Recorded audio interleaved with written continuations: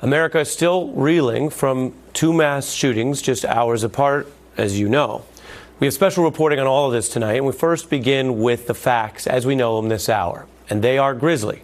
A gunman killing 22 people after sharing a racist anti-immigrant screed, opening fire at a Walmart in El Paso, Texas. Another gunman killing 9 by a bar in Dayton, Ohio.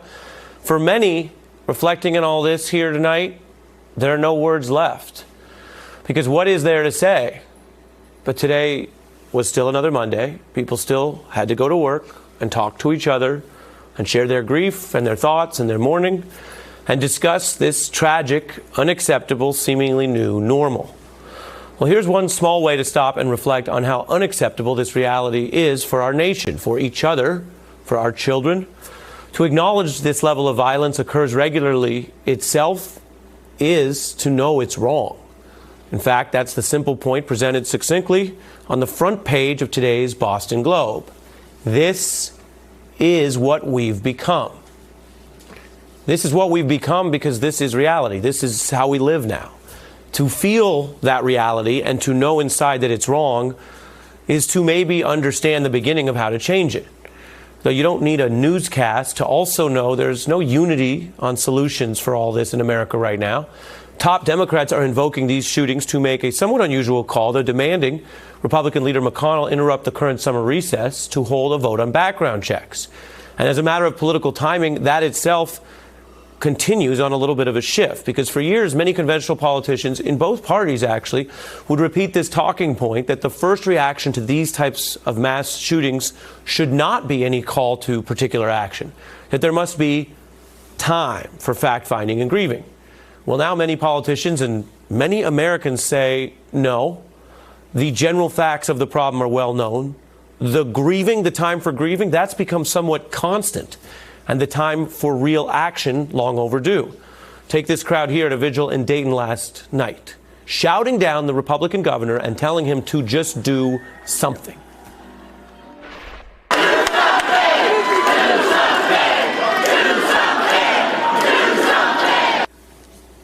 These horrific mass murders, this mass terror, these mass shootings, they also knocked President Trump off the aggressive rhetoric and political battles that he has been waging pretty much nonstop for the past 2 weeks straight.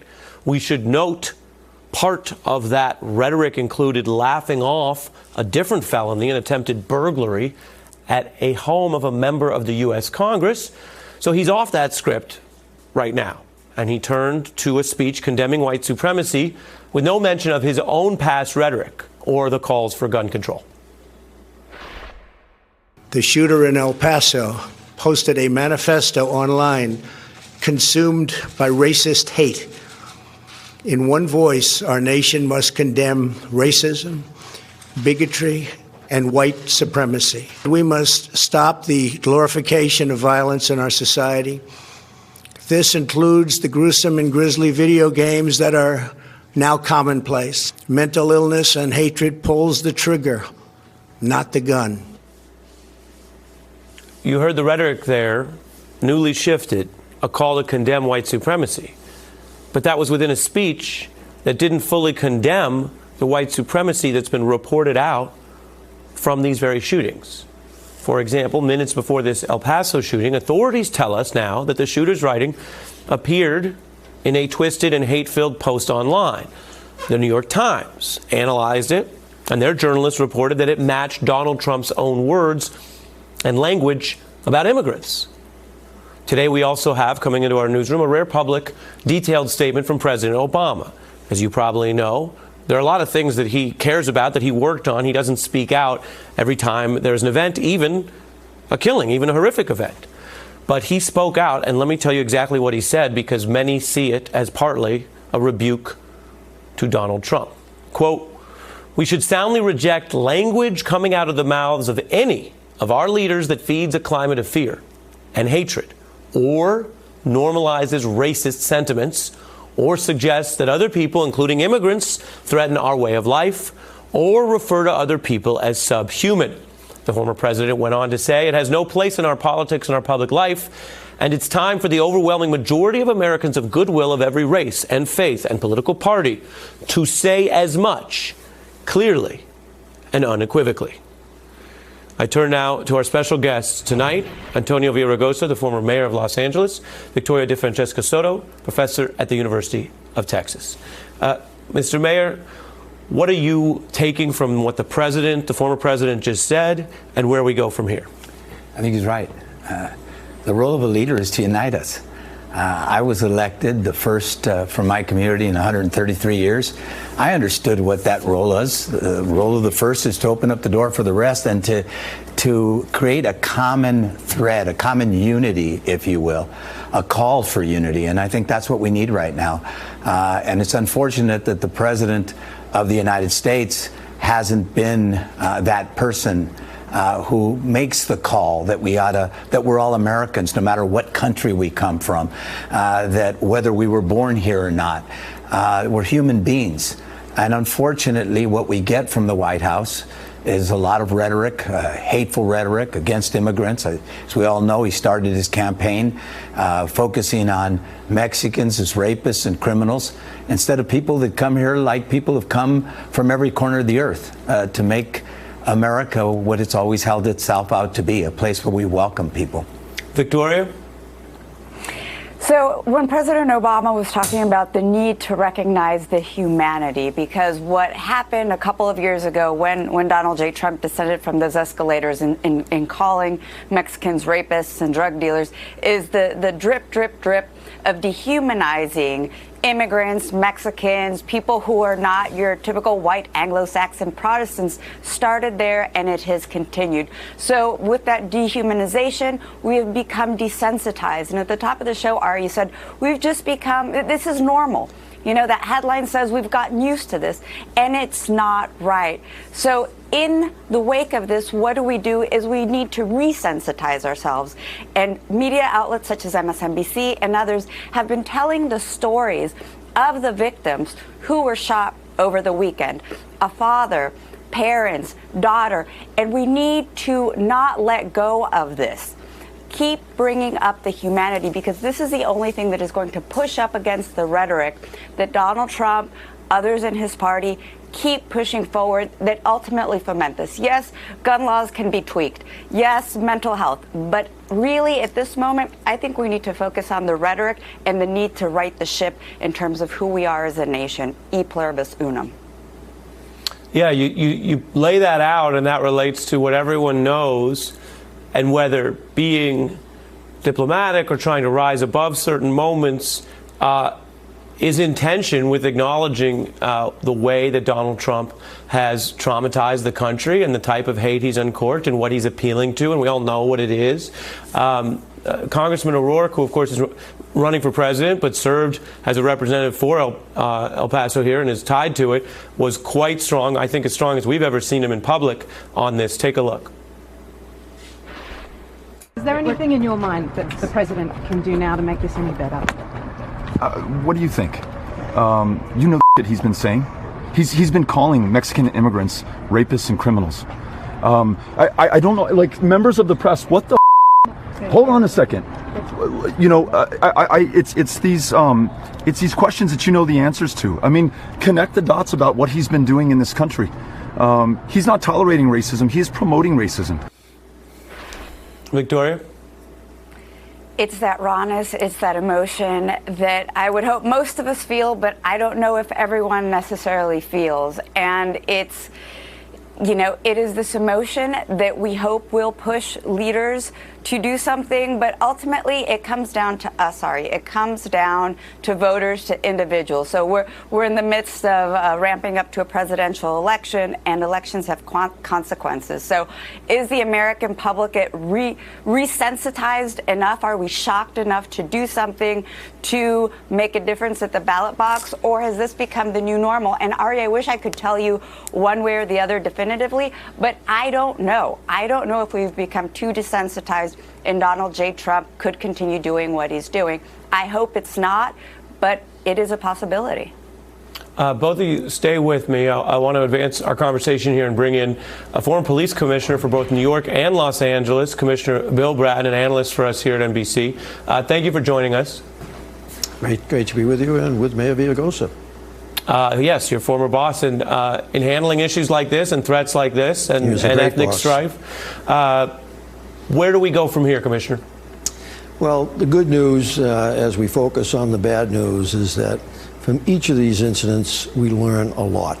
FBI has recently formed a special unit to really focus on this particular problem and its growth and what to do about it in terms of better capabilities to detect it as it's growing and to improve their capabilities in detecting it early enough to prevent it from happening. So out of the negative comes the positive. I'm reminded of the early 1990s in our country during the midst of the worst crime years in the history of our country, 1990, 91. There were so many who felt that nothing could be done. And a lot ended up being done in the 90s, so that New York City today, 80% less crime than it had back in that era. Nobody would have believed that. Similar to these issues, as I look at it and basically try to deal with the grief around the tragedy, I deal with the grief by focusing on what might be done about it going forward. And I look back to the successes in the 90s, and as we go forward dealing with this issue, the white supremacists, a president who is insensitive to these issues, a total do-nothing Congress. I love the nickname today, Massacre Mitch, going along with Moscow Mitch of last week. The sentiment is building up against this do-nothing Congress who doesn't want to hear anything, see anything, and say anything. Well, the fact that that governor in Texas last night was shouted down by his constituents is going to send a message. We need more shouting down of politicians who just come into these things and issue their platitudes but do nothing. So moving forward, I'm optimistic that out of these tragedies that will come a foundation to move forward. Mayor Villaraigosa, take a listen to what we know rings so hollow in the president's calls today, which is how he sounds normally. Take a listen. I think there's blame on both sides. They didn't put themselves down as you, and you had some very bad people in that group. But you also had people that were very fine people on both sides. Democrats want to invite caravan after caravan of illegal aliens to pour into our country. That's an invasion. I don't care what they say. I think that's probably why Beto got so upset. Is he a racist? Come on, if you walk like a duck and talk like a duck, he's been talking like this for years now, from way back from the Central Park Five. And so I think what's important is what Chief Bratton just spoke to. The FBI apparently has now created a task force that's going to focus on domestic terrorism, particularly white nationalist domestic terrorists. We've seen a connection between the White Nationalist Manifesto and Gilroy, a similar attribution in El Paso. I think we need to focus on what's going on here with respect to this group. You mentioned that it used to be that people didn't raise the issue of what do we do in the beginning. You remember that. Right. And I always acknowledge that. But this, as was mentioned, so many of these events have happened that I think it's appropriate for us to say, particularly when the president mentioned it this morning, what are we going to do about universal background checks? More than 80% of NRA members believe that we ought to have stronger universal background checks. Straw purchasers, people who buy on behalf of others, who buy legally but buy illegally for others. There are a number of things, assault weapons ban. I was the author of the assault weapons ban in the 1990s and some of the toughest legislation in California when I was Speaker of the Assembly. We need a national one, because what happens in California, you may have a ban in California, but you can go to Nevada or Arizona to pick up those same weapons. So we need to do something about this, and I think the chief is right. We're just out of time, but while I have you, Mr. Bratton, what about folks watching at home who are afraid for their families, afraid of when the next shooting would be? What is the practical advice you give folks? Practical advice would be to not be afraid, to be aware. I spent a lot of time today moving around the city, Bryant Park, down in Herald Square, down by Madison Square Garden. I was out on the streets, and people here in New York are going about their lives. They need to be aware. They need to be angry about this and the fact that nothing is being done once again by the leadership of this country. But in the sense of fear, you cannot live in fear, because then fear wins. No, be aware. Good news also is that law enforcement is getting better at dealing with these incidents in terms of when they happen, but also getting better at trying to detect them. The focus always has to be on the prevention rather than satisfaction that we made an arrest stop. We stopped it. And the good news is the efforts by the FBI, for example, the efforts certainly that I'm familiar with in Los Angeles and New York, the focus of the police on precision policing to prevent and take successes with the prevention rather than our response. You have to have both. But for the public, your public, people watching tonight, the millions here in New York City, go about your lives, enjoy your lives, but get angry about these incidents that take so many lives to make sure that effectively they don't take the lives of your family going forward. Former Commissioner Bratton, former Mayor Villaraigosa, Professor Victoria DeFrancesco Soto, thanks to each of you. Hey, I'm Ari Melber from MSNBC. You can see more of our videos right here, or better yet, subscribe to our YouTube channel below. You could have been anywhere in the world, but you're here with us, and we appreciate that.